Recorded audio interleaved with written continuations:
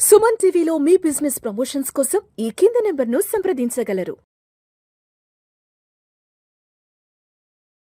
నమస్తే, welcome to Suman TV. నేను విష్ణు. ప్రస్తుతం పాటు certified financial planner doctor Bachchu Anil Kumar గారు ఉన్నారు. వారితో మాట్లాడదాం.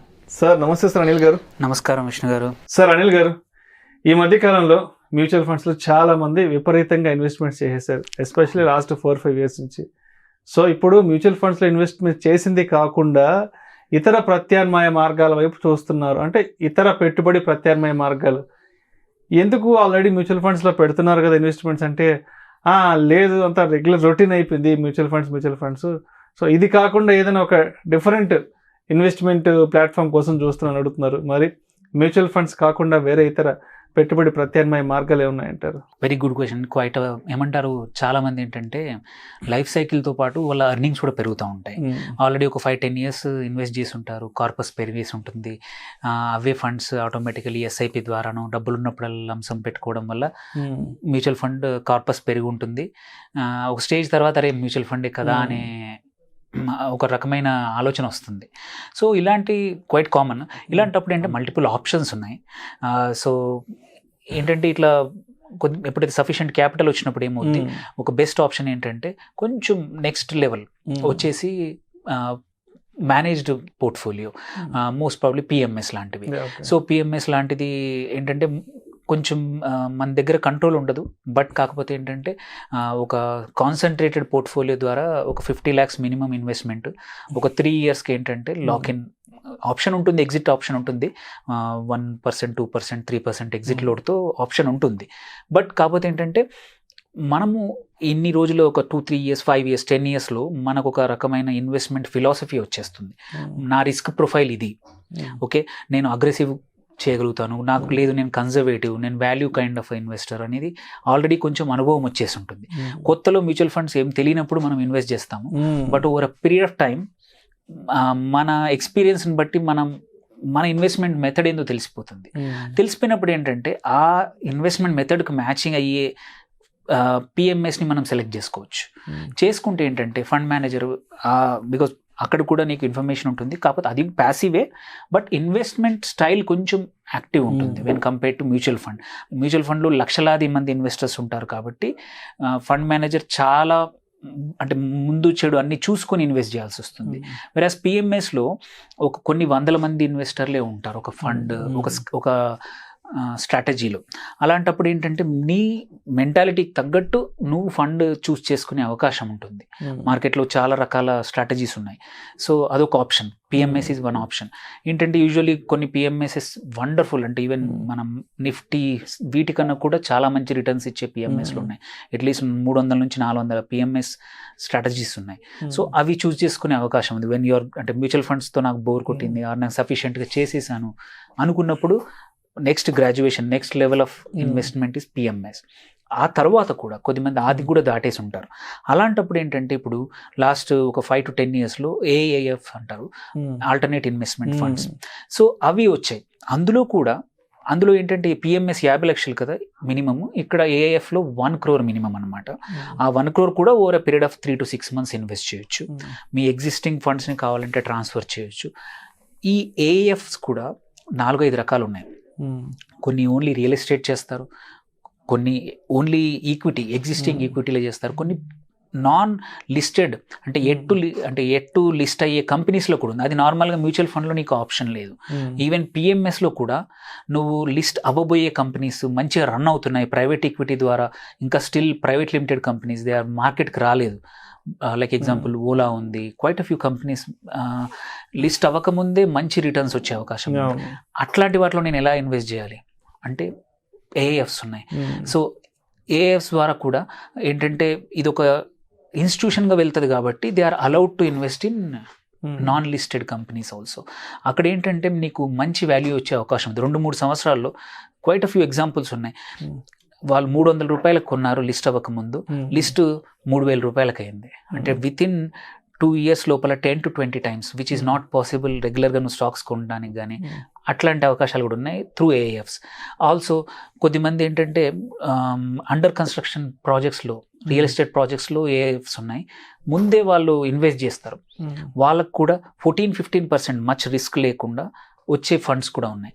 సో మన వన్స్ ఈ మ్యూచువల్ ఫండ్స్ నుంచి కొంచెం మనం సఫిషియెంట్ క్యాపిటల్ వచ్చాక కావాలంటే ఏఎఫ్స్ కూడా ఒక దారి. థర్డ్ వచ్చేసి అన్లిస్టెడ్ స్టాక్స్. ఇంతకుముందు ఏఎఫ్ ద్వారానే కాదు, ఇప్పుడు ఏంటంటే చాలా కంపెనీస్ వచ్చేసాయి అన్లిస్టెడ్ స్టాక్స్ని ఆఫర్ చేస్తున్నారు. సో ఈ అన్లిస్టెడ్ స్టాక్స్తో రిస్క్ ఉండొచ్చు, ఏది లిక్విడిటీ కానీ అంత ఓపెన్ ట్రాన్స్పరెంట్ ఉండదు. సెకండరీ, ఇప్పుడు స్టాక్స్ మార్కెట్ అనేది సెకండరీ మార్కెట్. సెకండరీ మార్కెట్లో కొనడం అమ్మడం అనేది స్టాక్ ఎక్స్చేంజ్ ద్వారా ట్రాన్స్పరెంట్గా అవుతుంది. మార్కెట్ ఎంత కరెంట్ ప్రైస్ ఏదో తెలుస్తుంది స్టాక్కి, నువ్వు అడిగే ప్రైస్కి దొరికారనుకో బయ్యర్ కొనేస్తాడు, ఇట్స్ ట్రాన్స్పరెంట్, ఇమ్మీడియట్గా సెటిల్ అవుతుంది. వేరస్ అన్లిస్టెడ్ స్టాక్స్లో ట్రాన్స్పరెన్సీ కొంచెం తక్కువ, but at the same time potential ఉందనుకోండి, ఆ స్టాక్ ఆ కంపెనీ లిస్ట్ అయ్యే అవకాశాలు ఉన్నాయనుకోండి. యూజువల్లీ ఏంటంటే కంపెనీస్ ఎప్పుడైనా సరే ఐపీఓకి వచ్చినప్పుడు కొంచెం మంచి ప్రైస్లో వచ్చి ఆ కంపెనీలో ఎగ్జిస్టింగ్ ఇన్వెస్టర్స్కి మంచి వాల్యూ వచ్చే టైంలోనే మార్కెట్కి వస్తాయి. సో నీకు ఒక 1 or 2 years ముందే నువ్వు అన్లిస్టెడ్ స్టాక్లో మోస్ట్లీ ఎంటర్ అవుతాయి ఏంటంటే high chances are there that ఏంటంటే మంచి రిటర్న్స్ వస్తాయి అనమాట. క్వైట్ అ ఫ్యూ కంపెనీస్ మీరు చూడొచ్చు, ఇప్పుడు దొరుకుతున్నాయి క్వైట్ అ ఫ్యూ కంపెనీస్ ద్వారా మనం అన్లిస్టెడ్ స్టాక్స్ కూడా కొనుక్కోవచ్చు. అండ్ లాస్ట్ వచ్చేసి ఇప్పుడు కొత్త కాన్సెప్ట్ ఏంటంటే ఫ్రాక్షనల్ రియల్ ఎస్టేట్. మామూలుగా రియల్ ఎస్టేట్ ఇన్వెస్ట్మెంట్కి దెర్ ఇస్ ఎలాగో రిస్క్ ఉంటుంది, బట్ ఆల్సో ఇంపార్టెంట్ ఏంటంటే భయం ఏమిటంటే 2 కోట్లు అవసరము, 3 కోట్లు అవసరము, 5 కోట్లు అవసరము, అంత నా దగ్గర లేదు, నేను ఎప్పుడు చేయాలి అనుకుంటాను. బట్ అలా కాకుండా ఇప్పుడు చాలా మటుకు రియల్ ఎస్టేట్లో ఫ్రాక్షనల్ రియల్ ఎస్టేట్ కంపెనీస్ వచ్చాయి. అంటే నువ్వు 10 లక్షలు, 20 లక్షలు, 30 లక్షలు, 40 లక్షలు పెట్టి కూడా ఒక కమర్షియల్ ప్రాజెక్ట్లో నీకు నీ పెట్టిన అమౌంట్కి షేర్ ఇస్తారు. అండర్ కన్స్ట్రక్షన్ అనుకోండి, ఆ టైంలోనే షేర్ ఇస్తారు. వాళ్ళు అమ్మేప్పుడు కానీ ఆర్ అమ్మకుండా వాళ్ళు కొన్ని కేసుల్లో ఏంటంటే రెంటల్ ఇన్కమ్ కోసం ఏం మేనేజ్ చేస్తారు. సో ఒక ప్రాపర్టీ మేనేజ్మెంట్ కంపెనీ వాళ్ళ ప్రాపర్టీ మేనేజ్మెంట్ ఫీజు తీసుకొని మిగిలిన రెంట్ అంతా నీకే ఇస్తుంది. మళ్ళీ నీకు ఎగ్జిట్ కావాలంటే what ever the market price ప్రకారం అప్రిసియేషన్ కూడా వస్తుంది అనమాట. సో కమర్షియల్ ఎస్పెషల్లీ ప్రాపర్టీ ఈ ఫ్రాక్షనల్ రియల్ ఎస్టేట్ కంపెనీస్ ఏవైతే ఉన్నాయో మోస్ట్లీ కమర్షియల్ వాటిలో ఉన్నాయి. సో దీనివల్ల ఏంటంటే నీ ఓన్లీ ఈక్విటీయే కాకుండా రియల్ ఎస్టేట్ అనే డైవర్సిఫికేషన్ చేసుకోవచ్చు. నీ క్యాపిటల్ పెద్ద అమౌంట్ లేకున్నా పర్లేదు, somebody else is managing. So ప్రతిరోజు నువ్వు వెళ్ళి చూసుకోవాల్సిన అవసరం లేదు. మనమే సొంతంగా ల్యాండ్ కొన్నామనుకోండి, ఆ ల్యాండ్ బాగా ఉందా, ఎవరైనా కబ్జా చేశారా, దాన్ని లీగల్గా రెగ్యులేషన్ అంతా బాగానే ఉందా, అన్నీ మనమే చూడాలి. ఈ కేసులో అది ఉండదు. సో అంటే peace of mind, like mutual funds ఎలా పీస్ ఆఫ్ మైండ్ ఆఫర్ చేస్తాయో, సంబడి ఒక అనుభవజ్ఞులైన ఫండ్ మేనేజర్ ఎలా మేనేజ్ చేస్తాడు, ఇట్లాంటి కంపెనీస్ కూడా రిస్క్ అంతా మేనేజ్మెంట్ అంతా వాళ్ళు చూసుకుంటారు. ఓన్లీ నీకు వాళ్ళ ఫీజు తీసేసుకొని మన రిటర్న్స్ ఏవో మనకు షేర్ చేస్తారు. ఇది అంటే ఇవి కాకుండా కొన్ని వచ్చాయి, రీట్స్ అని, రియల్ ఎస్టేట్ ఇన్వెస్ట్మెంట్ రీట్స్ అని వచ్చాయి. సో అండ్ ఈవెన్ కొద్దిమంది ఏంటంటే ఈ మ్యూచువల్ ఫండ్స్ ఒక ఫ్రీడమ్ ఇస్తుంది, ఎప్పుడైనా ఇన్వెస్ట్ చేసుకోవచ్చు, ఎప్పుడైనా ఆపచ్చు. యాక్చువల్లీ చాలా మటుకు మనం పిల్లల విషయంలో చూస్తాం, ఫ్రీడమ్ ఇస్తే పిల్లలు పాడవుతారు, ఫ్రీడమ్ ఇస్తే పిల్లలు పాడవుతారు. అరే మీ పిల్లలు ఏంటి ఇలా బిహేవ్ చేస్తున్నారని, మీరు అసలు ఇంత ఫ్రీడమ్ ఇచ్చేసారనేది క్వైట్ కామన్. ఇన్వెస్టర్స్ కూడా ఏమైందంటే మ్యూచువల్ ఫండ్స్ ఏం చేస్తే ఫ్రీడమ్ ఇచ్చేస్తాయి, ఎప్పుడంటే అప్పుడు ఎగ్జిట్ అవ్వచ్చు, పెంచుకోవచ్చు, పాజ్ చేసుకోవచ్చు. నాట్ ఆ ఫ్రీడమ్ అందరూ సరిగ్గా యూజ్ చేసుకోలేరు.